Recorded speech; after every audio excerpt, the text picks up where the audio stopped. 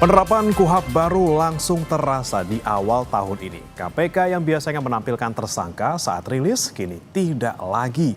Alasannya tercantum dalam pasal-pasal di KUHP. Penegak hukum lainnya pun berpotensi menafsirkan hal yang sama, yakni tidak menampilkan tersangka ke publik saat rilis penetapan tersangka. Benarkah aturan KUHP yang baru ini memberikan perlindungan hak asasi manusia? Bagaimana transparansinya dan apa untung ruginya bagi penegakan hukum? Kita akan bahas bersama dengan sejumlah narasumber yang sudah hadir melalui sambungan daring. Ada penasihat ahli Kapolri, Irjen Purnawirawan Arianto Sutadi, kemudian pakar hukum pidana Universitas Jenderal Sudirman, Profesor Hipnu Nugroho, dan juga peneliti Pukat Universitas Gadjah Mada, Zainur Rohman. Selamat pagi, Prof. Hipnu, Pak Arianto, Mas Zainur. Selamat pagi. Baik, saya mau ke Prof. Hipnu dulu nih dari sisi hukum pidana ya. Kita lihat sama-sama kemarin hari Minggu terkejut sama-sama, kemudian dijelaskan oleh KPK juga alasannya soal hak asasi manusia dan juga asas praduga tak bersalah, kemudian tidak ditampilkan tersangkanya saat rilis. Tapi kalau kita lihat di pasal-pasal di KUHP, mungkin khususnya di pasal 91, di mana bunyinya dalam melakukan penetapan tersangka, penyidik dilarang melakukan perbuatan yang menimbulkan praduga bersalah. Nah, apakah dengan menampilkan wajah ataupun sosok dari para tersangka ini juga masuk dalam apa ya istilahnya kategori praduga bersalah gitu, Prof? Ya, begini Mas. Memang kalau kita lihat perkembangan RUU KUHP, tadinya itu diatur di dalam pasal 86. Di sana memang sudah dijelaskan bahwa penyidik dilarang melakukan tindakan-tindakan yang mengarah praduga bersalah, seperti press release, menampakkan, memperlihatkan. Itu yang lama pasal 8. Kecuali dalam hal tindak pidana keamanan negara.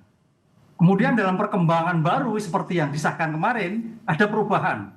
Diatur di dalam pasal 90, 91 betul, bahwa penyidik dilarang memperlihatkan seseorang sebagai bentuk asas praduga tak bersalah. Memang kalau kita lihat asas praduga tak bersalah itu suatu asas yang meletakkan perlakuan seseorang sebagai tersangka atau terdakwa. Jadi perlakuan. Kalau dulu kita belajar S1 kan belajar apa itu praduga tak bersalah, adalah seseorang yang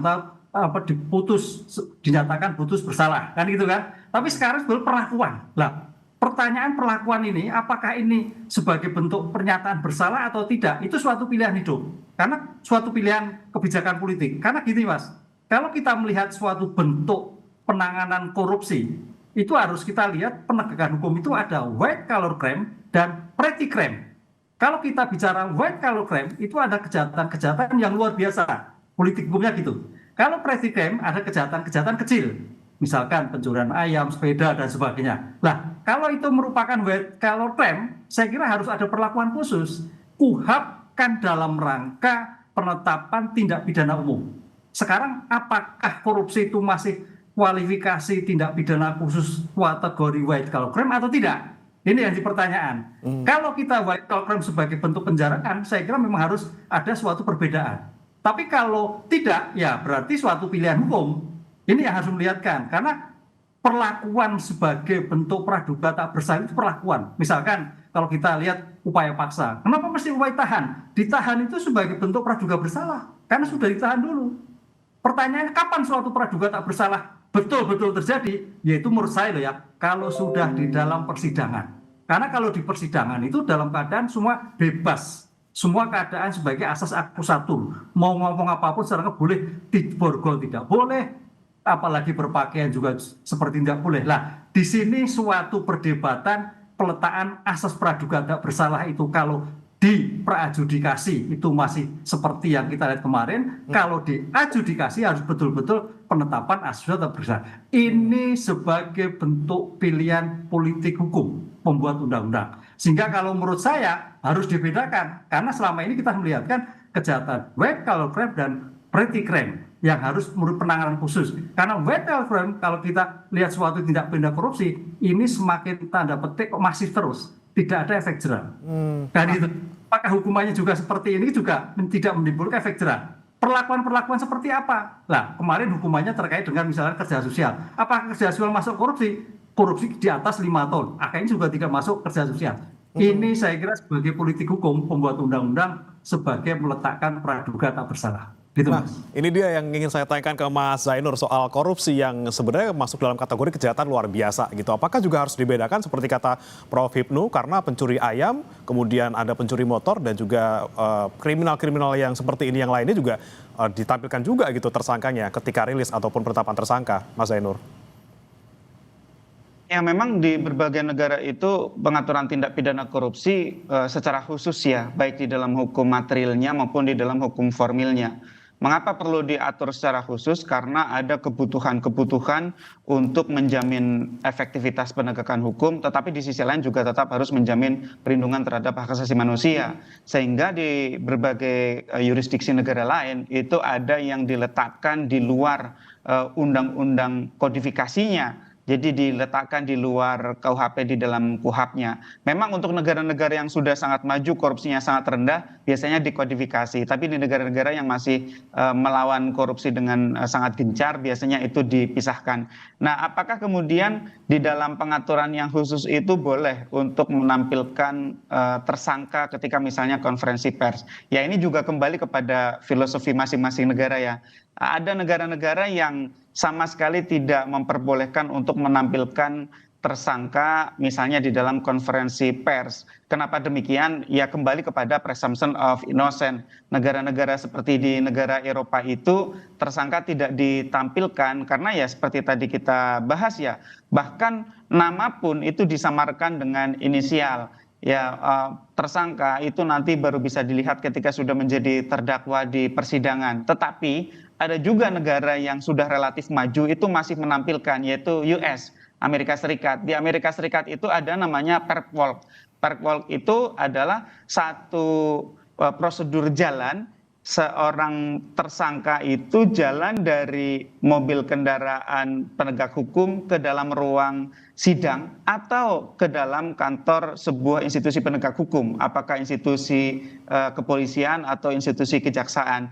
Nah, ketika dari mobil sampai ke bangunan gedung, itu tersangka kalau di US itu yang pertama biasanya prosedurnya adalah diborgol, yang kedua mengenakan pakaian khusus berwarna oranye. Nah, perp walk ini dikritik juga oleh sebagian aktivis hak asasi manusia karena semacam memberi stigma bahwa orang ini bersalah, padahal mereka belum memiliki status hukum apapun sebagai seorang terpidana. Mereka baru seorang tersangka. Nah, pertanyaannya tadi bagaimana dengan di Indonesia? Nah, di Indonesia kalau kita lihat di dalam KUHAP lama, Undang-Undang 881 itu sebenarnya juga tidak ada gitu ya, bahwa seseorang tersangka itu harus ditampilkan wajahnya, harus dipajang di depan konferensi pers. Demikian juga di dalam KUHAP yang baru, itu juga tidak ada pengaturan yang demikian. Jadi dua-duanya KUHAP yang lama maupun KUHAP yang baru itu sama-sama tidak mengatur mengenai apakah seorang tersangka itu harus dipajang di dalam konferensi pers. Jadi ini adalah satu praktik di institusi penegak hukum. Nah, pertanyaannya lagi adalah mana yang lebih menguntungkan? Ya ini kebutuhan untuk yang pertama menjamin perlindungan hak asasi manusia, dan yang kedua mungkin show of force, maupun kalau kita lihat dari sisi yang positif adalah transparansi dari penegakan hukum. Nah, kalau kita kembali kepada undang-undang, maka dengan undang-undang yang baru KUHAP 20/2025, maka di sana sudah semakin jelas bahwa ya penyidik dilarang melakukan perbuatan yang menimbulkan praduga bersalah. Jadi ini yang dilarang adalah ketika penyidiknya itu menunjukkan ya bahwa seorang tersangka itu seakan-akan sudah diputus bersalah. Kalau penyidiknya sendiri boleh dong dengan praduga bersalah. Kalau penyidik tidak punya praduga bersalah, dia tidak akan menetapkan seseorang menjadi tersangka. Tetapi menggunakan perbuatan-perbuatan, menggunakan perilaku-perilaku untuk menyematkan stigma seakan-akan seseorang itu sudah bersalah, itu yang dilarang. Sehingga kalau saya lihat ini kemudian Indonesia ya aparat penegak hukumnya itu harus patuh kepada apa yang sudah diatur di dalam KUHAP ini, pasal 91 KUHAP, sembari tetap harus menjamin akuntabilitas. Nah, ini yang nanti harusnya diatur secara lebih detail di dalam SOP. Soal KPK kemudian sekarang tidak menampilkan tersangka, ya memang di dalam KUHAP yang lama maupun di dalam KUHAP yang baru tidak ada ketentuan itu. Gitu, Mas. Oke, baik. Kemudian saya tanyakan lagi ke Pak Arianto, kalau ini sudah dimulai dari KPK gitu ya dengan memulai langkah pertama gitu untuk tidak menampilkan tersangka ketika rilis. Kemudian apakah nanti juga bisa diikuti oleh Kejaksaan Agung misalnya atau juga kepolisian? Iya, kalau saya hanya ingin menerangkan pengalaman ya. Kalau dulu Pak, waktu saya masih dinas itu saya perlu memahami bahwa di dalam KUHP itu kan KUHP yang dulu itu kan sudah perlindungan pada praduga tak bersalah itu kan sudah diterapkannya. Sehingga ketika saya membuat perkap mengenai penerapan prinsip perlindungan HAM di dalam penegakan hukum pun, itu saya sebutkan di situ bahwa tersangka itu harus praduga tak bersalah, sehingga ya harus diperlakukan seakan-akan dia tidak bersalah. Di antaranya adalah pengumuman. Dulu ketika saya dinas itu disebutkan oleh Perkap Kapolri ya, waktu itu belum Perkap, mengatakan bahwa pengumuman di dalam press release itu disingkat gitu. Tetapi saya waktu itu melihat ketidak konsistenan. Namanya disingkat, tetapi waktu press release kalau langsung ditampilkan orangnya itu namanya sudah menghukum bahwa dia itu sudah tersangka. Itulah yang saya dulu waktu itu saya tidak sependapat. Nah ditambah lagi dulu KPK dulu kalau mengumumkan langsung tampilkan gitu loh. Ini kok malah ini, saya waktu itu belum begitu baca peraturan yang tadi disampaikan oleh Pak Profesor Hipnu tadi bahwa ada pengecualian ya, kejahatan yang extraordinary itu perlu pakai khusus gitu. Tapi kalau menurut hemat saya KUHP yang baru ini kan menonjolkan pada perlindungan HAM gitu. Sehingga saya pikir kalau press release ya memang seharusnya tidak pantas lah kalau itu diumumkan di dalam tampilan orangnya, karena kadang-kadang penyidikan itu nanti berending pada pengadilan yang belum tentu dia bersalah, kadang-kadang ada bebas. Sehingga kalau seandainya itu dulu ditayangkan kan ini orang bisa nuntut kembali nanti apa yang dulu gitu. Nah makanya itu saya pikir ya ini tujuannya baik ya, tetapi mestinya dipertegas gitu. Tapi saya sependapat dengan Pak Jainur tadi bahwa perlakuan itu tidak sebagai orang bersalah itulah yang ditekankan gitu. Tetapi di sini saya minta ketegasan kalau memang itu ya. Sekarang kan itu kalau melanggar, misalkan polisi menayangkan atau KPK menayangkan, jaksa menayangkan, kan nggak ada sanksinya itu. Hanya ketentuannya cuma gitu doang itu yang dikuap kayak gitu. Itulah yang saya lihat juga selama ini ya. Banyak sekali peraturan dalam KUHP yang mengatur begini, mengatur begitu. Tapi kalau dilanggar tidak ada sanksinya. Tidak ada sanksinya, misalnya penyidik itu kemudian di-grounded itu bukan dipidana lah, tapi karena dan dia kan hanya melanggar kode etik, melanggar disiplin itu mestinya ada sanksinya gitu. Barangkali kalau ada gitu lebih jelas. Jadi intinya kalau menurut saya ya harus ada yang jelas itu perlakuan itu. Nah menurut ini ya untuk penayangan ini menurut saya kalau dalam DPO itu ya Pak, polisi harus menunjukkan dong DPO-nya siapa ini orangnya ini kan itu. Kan nggak bisa tuh DPO orangnya seperti ini karena hanya melindungi hak asasi manusia. Nah, makanya itu mungkin ya di setiap entah ada PP entah atau apa itu untuk mengatur supaya jangan sampai lagi terjadi inkonsistensi di dalam penerapan di lapangan itu tadi mengenai penayangan ini tersangka ini diatur khusus sehingga para penegak hukum yang di lapangan itu ada kesamaan pendapat dan tidak lagi menjadi bulan-bulanan para aktivis itu bahwa ini melanggar HAM dan sebagainya. Kita sebagai penegak hukum terus terang pusing Pak dengan hal kayak gitu Pak. Sebagai contoh saja kalau kita tuh nangkep orang itu Pak, apa influencer ya itu, kita kan melanggar HAM itu kan karena tidak ada yang jelas pasti itu mengenai apa yang sebetulnya dilarang dan mengapa yang masih boleh itu. Ini saya usulkan dalam kesempatan ini kira-kira itu Pak. Nah masalahnya ini sampai sekarang kan belum ada gitu ya aturan secara spesifik untuk mengatur penampilan tersangka maupun juga aturan untuk misalnya penegak hukum melanggar dalam tanda kutip asas praduga tak bersalah. Tapi selama aturan itu belum ada nih Pak Arianto, apakah kemudian polisi nanti juga akan mengikuti langkah dari KPK untuk lagi-lagi tidak menampilkan tersangka yang sedang dirilis? Saya tidak tahu ya, saya bukan Kapolri ya Pak, tetapi saya sebagai penasihat saya menyarankan terapkanlah praduga tak bersalah itu secara proporsional gitu. Sepanjang kita itu tidak menunjukkan bahwa dia itu tersangka gitu. Tetapi kalau untuk seperti DPO tadi kan saya masih boleh. Dan intinya beginilah Pak, jadi bahwa kita terapkan undang-undang yang sudah berlaku. Tetapi supaya pelaksananya itu tidak bingung, segera disulis dengan penjelasan yang tegas. Selama peraturan itu tidak ada, maka masing-masing internal kesatuan ya harus bikin peraturan dalam sendiri. Seperti saya dulu bikin peraturan Perpol itu walaupun kemudian dikritik bahwa itu polisi membuat aturan sendiri, nah, karena waktu itu ada kekosongan hukum yang kira-kira menimbulkan kebingungan, maka haklah kita membuat aturan itu. Jadi selama ini belum ada penjelasan ya masing-masing instansi bikin peraturan sendiri tapi senada dengan apa yang disampaikan oleh hukum itu, apa undang-undang yang ada. Gitu. Asalkan kalau masih nanti itu sejalan ya Pak ya? Tentangan pasti kan dianulir oleh yang lebih tinggi lagi itu. Kira-kira gitu pendapat. Oke, baik, tergantung masing-masing lembaga kalau seperti itu. Nah, saya kembali ke Prof. Hipnu. Prof. Hipnu, lagi-lagi nih kita belum ada aturan yang detail terkait bagaimana kita memperlakukan seorang tersangka dan juga belum ada sanksi kalau misalnya ternyata penegak hukum ini melanggar ketentuan asas praduga tak bersalah. Nah, kalau kita bicara soal KPK, ini KPK juga bilang bahwa walaupun tidak ditampilkan tersangkanya, tapi identitasnya dibuka walaupun dengan inisial, jabatannya dibuka, perannya seperti apa, konstruksinya seperti apa. Di sisi lain juga orang-orang bisa langsung mencari sendiri di Google gitu ya, oh siapa sih namanya, oh ini. Nah, apakah dengan kemudian tidak menampilkan tersangka secara khusus ini hanya sebuah gimmick? Ya, ini memang menarik ya. Dari menarik kalau kita lihat historisnya itu, kita itu Indonesia itu kan dalam tanda petik bekas jajahan Belanda itu kan dulu itu asas praduga bersalah kan gitu.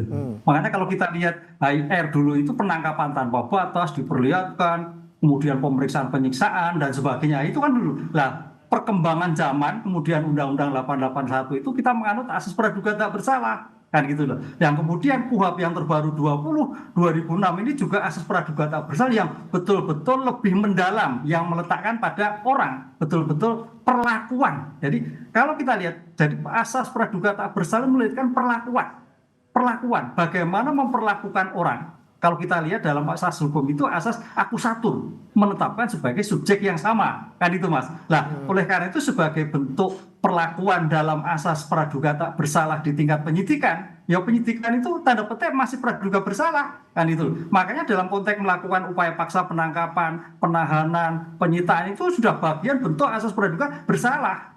Kan itu. Nah sekarang bagaimana menetapkan asas praduga tak bersalah yang agak lebih humanis tapi tidak mempertontonkan. Ini kan suatu mix tipe. Kan itu. Kalau kita lihat batas mana penetapan praduga tak bersalah dan mana tidak praduga tak bersalah. Tadi saya katakan di pengadilan betul-betul merupakan asas praduga tak bersalah.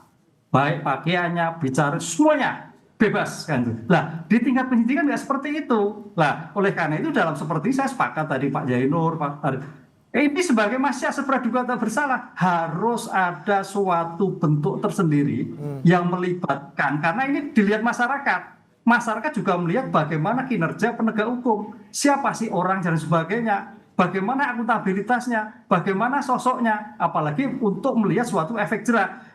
Konsep mix tipe antara praduga tak bersalah dan bersalah dalam mempertontonkan ini saya kira sebagai bentuk ada suatu kajian tersendiri, perlakuan sendiri sehingga masyarakat juga melihat oh seperti ini toh orang, karena apa ya, tindakan-tindakan itu punya dimensi pencegahan. Ingat loh, penindakan berdimensi pencegahan. Kalau kita hanya bicara pencegahan tidak mungkin bisa seperti sekarang. Tapi kalau penindakan juga tidak mungkin. Oleh karena itu dimensi penindakan yang terkait dengan misalnya mempertontonkan berdampak pada pencegahan. Nah ini yang saya kira harus berpikir holistik. Tidak hanya memperlihatkan, tidak memperlihatkan, tapi juga berdimensi pada akuntabilitas politik masyarakat untuk tidak melakukan seperti yang ditayangkan, yang diinformasikan dalam penegak hukum seperti itu. Ini dia yang saya mau tanyakan ke Mas Zainur. Ini dilema nih antara pemenuhan hak asasi manusia, transparansi, dan juga lagi-lagi efek jerah dan juga untuk pengingat kepada masyarakat untuk jangan melakukan hal serupa.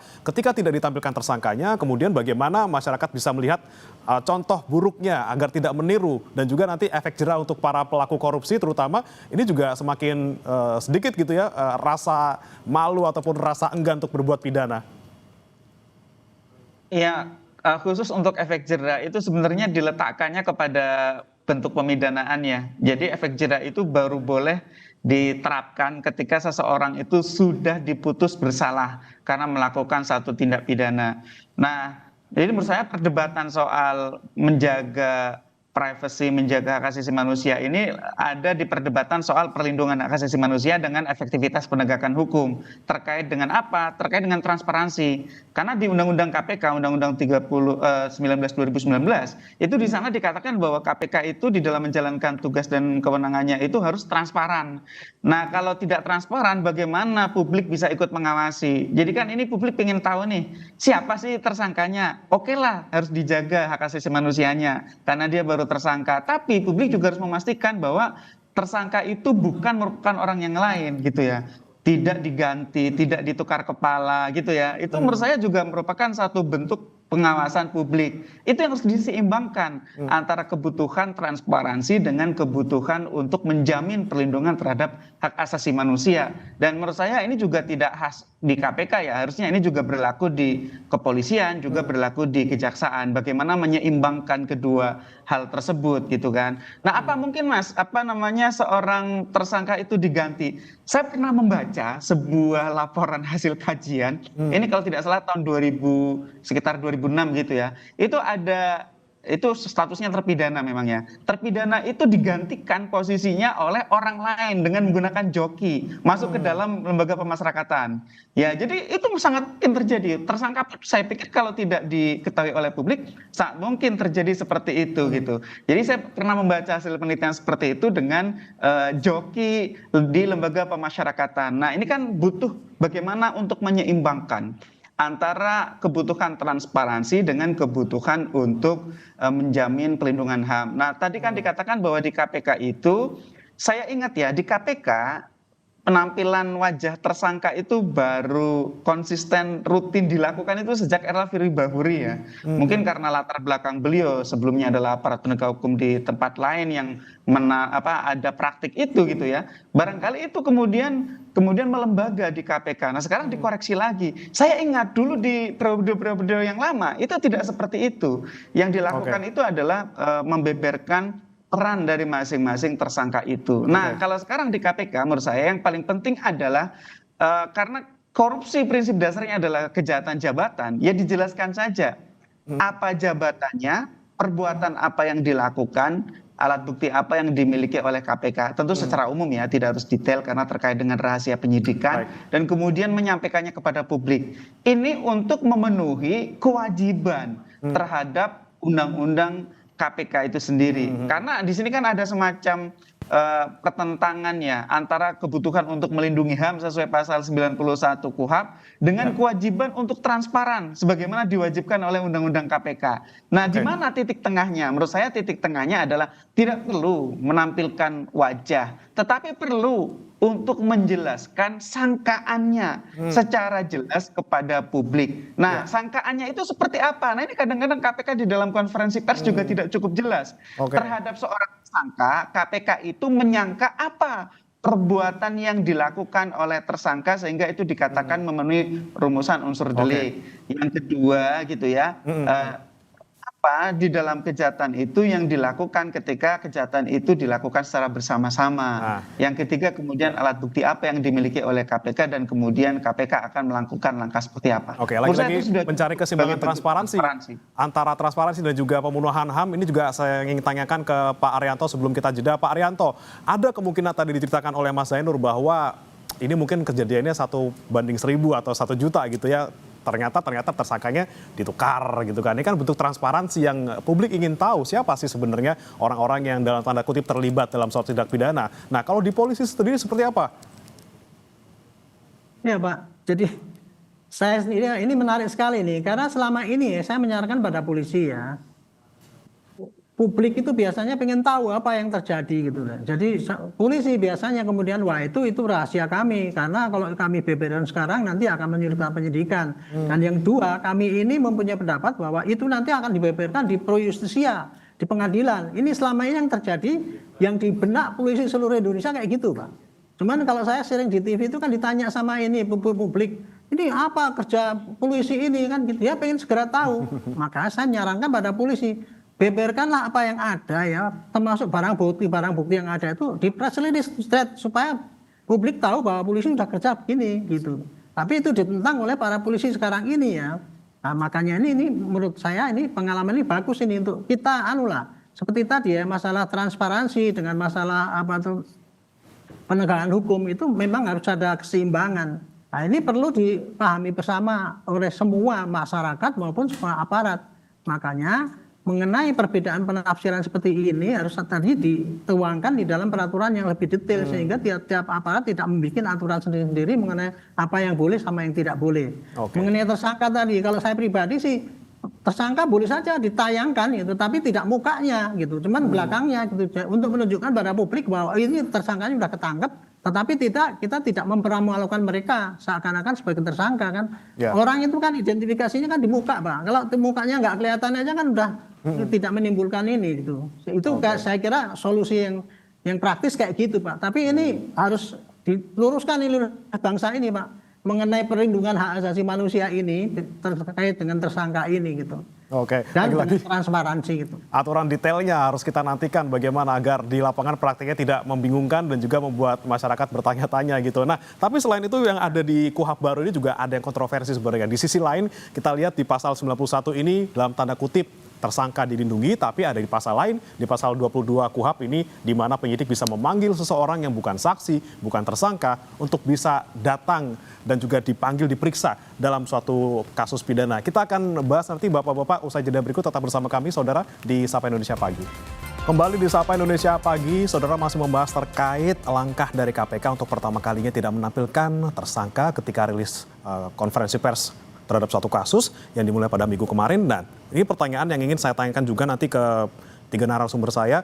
Yang pertama saya mau ke Pak Prof. Hipnu dulu nih terkait dengan adanya, tadi kan kita kan bicara soal pasal 91 di KUHP gitu ya, soal melindungi ataupun jangan sampai ada asas praduga bersalah di sana untuk tersangka misalnya. Tapi ada juga di sisi lain di pasal 22 KUHP di mana disebutkan penyidik dapat memanggil seseorang untuk memperoleh keterangan tanpa sebelumnya ada status saksi maupun tersangka.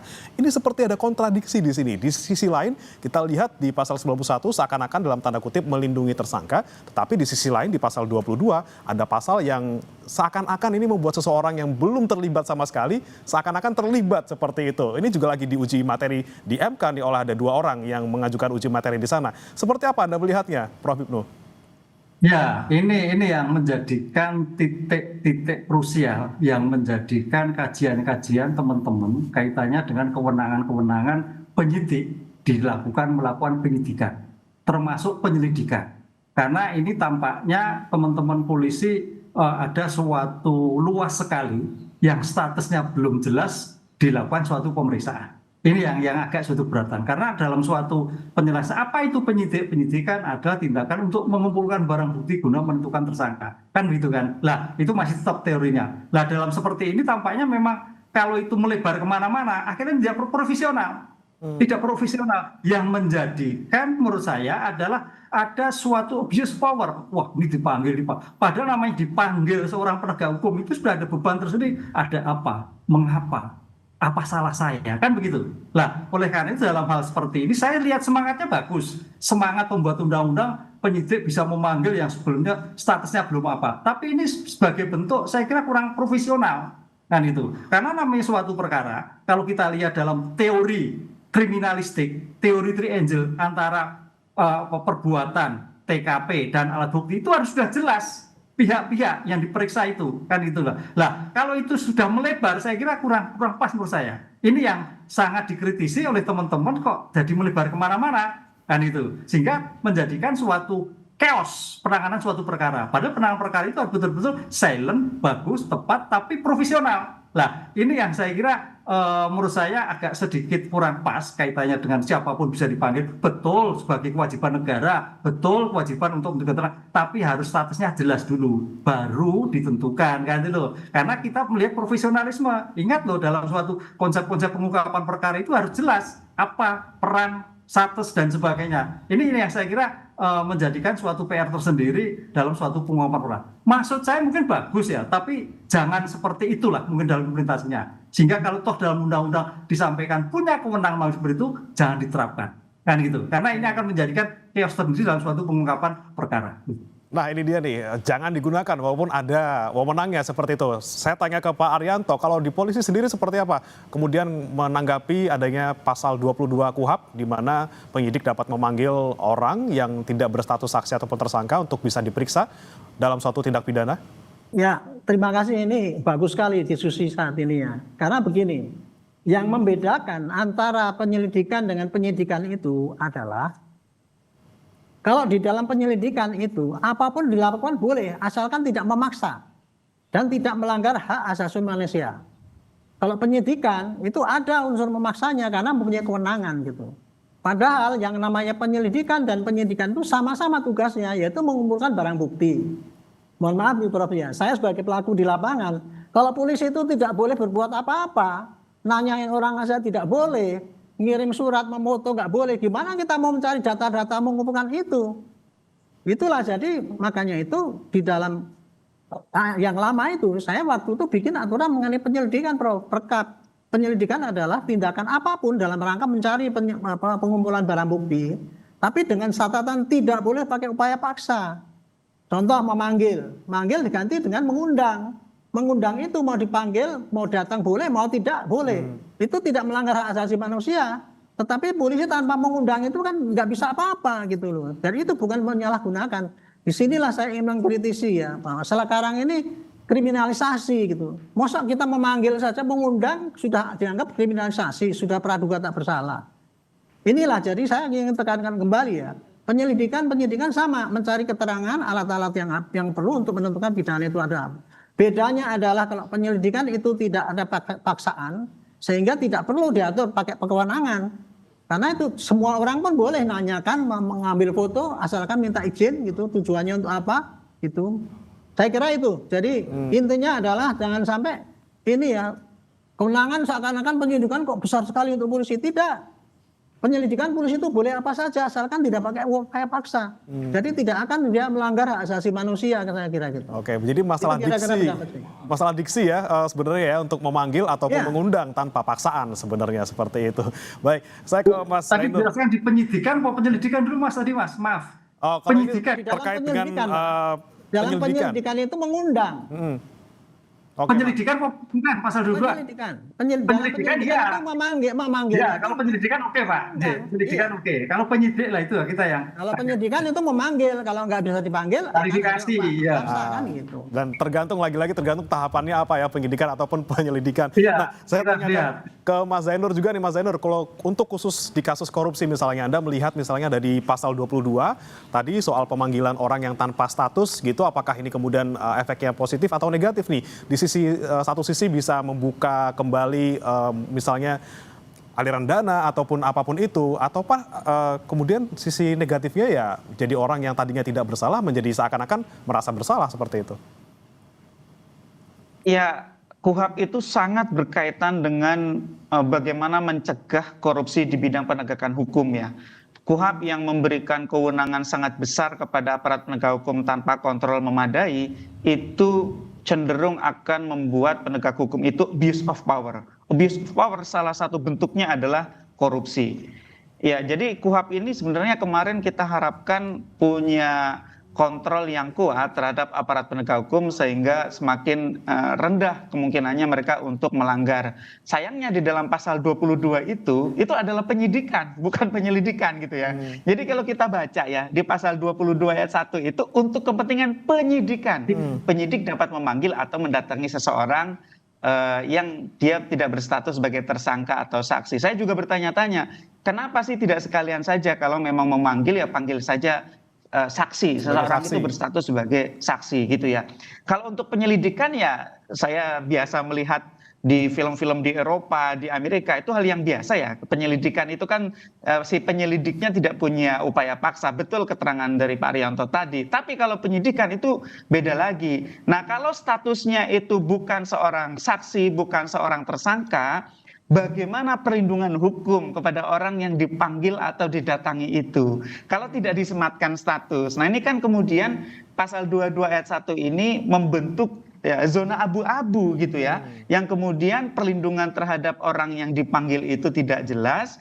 tetapi juga kewenangan dari aparat penegak hukum juga tidak jelas gitu ya. Karena kalau statusnya sebagai saksi, statusnya sebagai tersangka, masing-masing itu ada hak yang sudah diatur. Ada undang-undang pelindungan saksi dan korban, ada undang-undang di dalam KUHP itu sendiri yang melindungi status tersangka, apa saja haknya gitu ya. Itu jelas gitu ya. Tapi kalau terpanggil, nah terpanggil itu status apa? Kan tidak jelas. Apakah si terpanggil ini berhak untuk memperoleh hak-hak sebagaimana saksi di dalam undang-undang PSK, perlindungan saksi dan korban, atau memperoleh hak-hak sebagai seorang tersangka, kan tidak jelas. Nah, sehingga menurut saya memang pasal 22 ayat 1 ini butuh nih fatwa dari Mahkamah Konstitusi nantinya untuk memperjelas apa yang dimaksud dengan memanggil. Kalau mendatangi barangkali ya orang didatangi ya oleh aparat penegak hukum, saya pikir itu hal yang wajar ya. Di proses apapun ya, di negara manapun aparat penegak hukum itu mendatangi merupakan satu hal yang logis selama tidak memaksa ya, tidak punya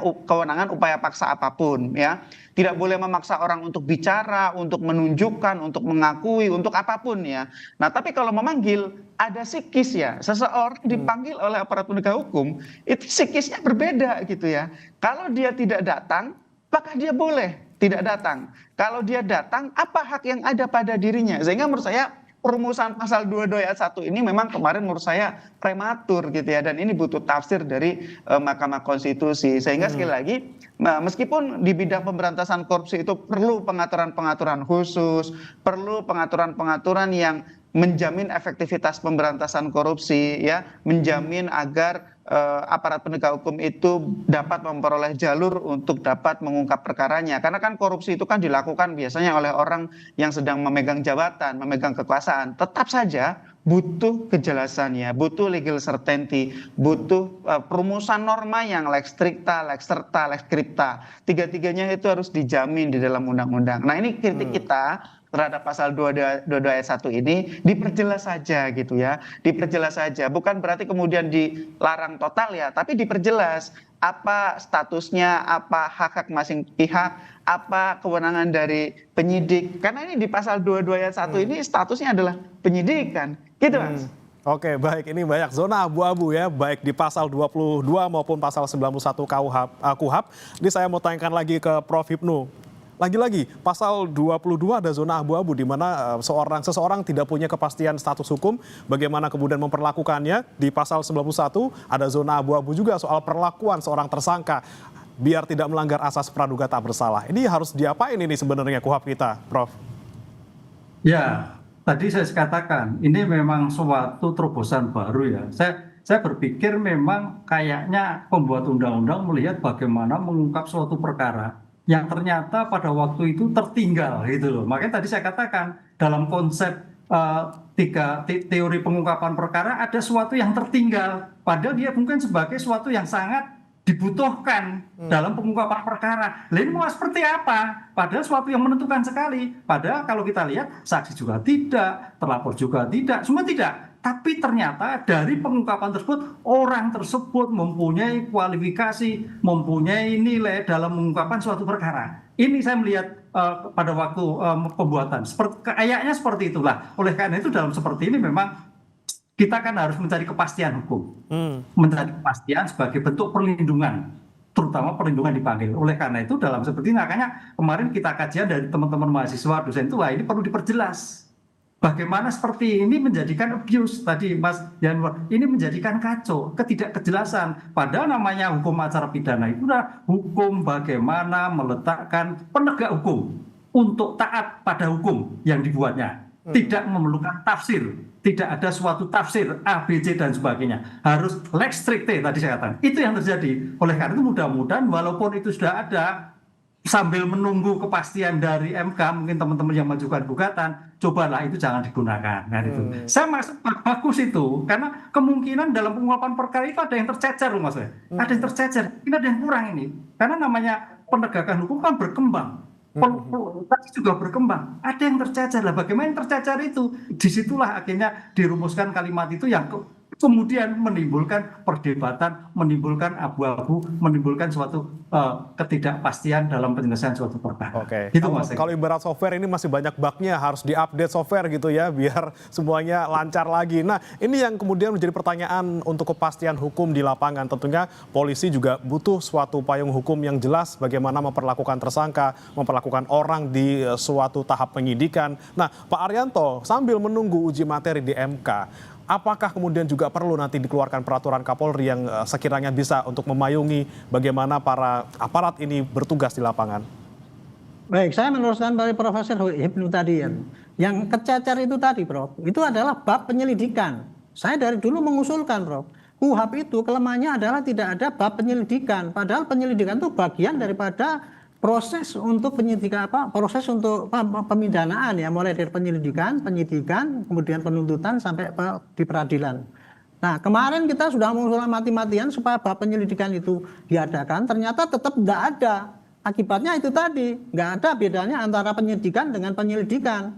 Itu yang dicurigai polisi seakan-akan mencari kewenangan yang banyak. Padahal kalau bab penyelidikan itu ada, di penyelidikan bolehnya begini, tidak bolehnya begini gitu. Jadi saya sarankan kalau tadi MK untuk menunda itu saya setuju saja. Tapi nanti supaya akan ditambah dengan bab penyelidikan itu baru clear. Tidak ada lagi tarik ulur di lapangan itu antara tuduhan pada polisi kriminalisasi lah, kewenangan terlalu besar lah.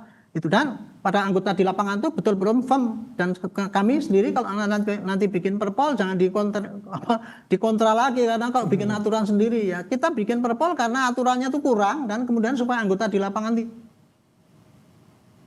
tidak begitu confused gitu, ya harus bikin peraturan sepanjang itu tidak bertentangan gitu kan. Jadi saya kira ini bagus ya, kondisi kayak gini ini sekarang ini mudah-mudahan para pembikin undang-undang itu bisa menerima apa yang kenyataan di lapangan. Kami pengalaman di lapangan, Prof, tadi kan, yang namanya penyelidikan itu dibutuhkan untuk mengungkap suatu kejadian yang paling utama itu, paling besar malahan. Kalau penyidikan itu hanya tinggal gongnya aja, artinya apa? Oh ini diperlukan, tapi kalau ini diperlukan, tapi kemudian tidak bisa ada upaya paksa. Tapi kalau masih masa penyelidikan itu luas sekali. Cuman karena sayangnya itu tidak ada aturannya. Nah, saran saya yang kedua, Prof ya.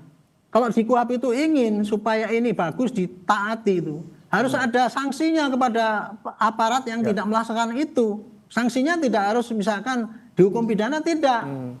Harus ada sanksinya, dikenakan apa sehingga itu penyidik itu misalkan tidak bisa lagi menyidik kayak gitu. Kalau tanpa ada sanksi kayak gitu ya susah, nggak nanti di lapangan itu KUHP yang lalu tuh banyak dilanggar, tapi karena tidak aturannya akhirnya arogansi sektoral yang terjadi. KUHP jadi tertatih-tatih jalannya gitu. Saya kira itu. Lagi-lagi kita nantikan ini uji materi di MK seperti apa, semoga cepat kemudian diputuskan gitu ya. Jadi orang yang ada di lapangan, baik ini aparat maupun juga orang-orang yang mungkin terlibat dalam kasus pidana juga tidak bingung gimana nih nasib saya dan gimana kemudian bisa menjalankan proses hukum di lapangan. Kita harapkan semoga semuanya bisa teratasi dan juga ada solusinya. Terima kasih Pak Arianto Sutadi, penasihat Kapolri, kemudian Prof Hipnu Nugroho, pakar hukum pidana Unsud Purwokerto, dan juga ada Mas Zainur Rohman, peneliti Pusat Kajian Anti Korupsi UGM, telah bergabung sama kami di Sapa Indonesia Pagi. Selamat pagi. Selamat pagi, terima kasih. Selamat pagi, terima kasih.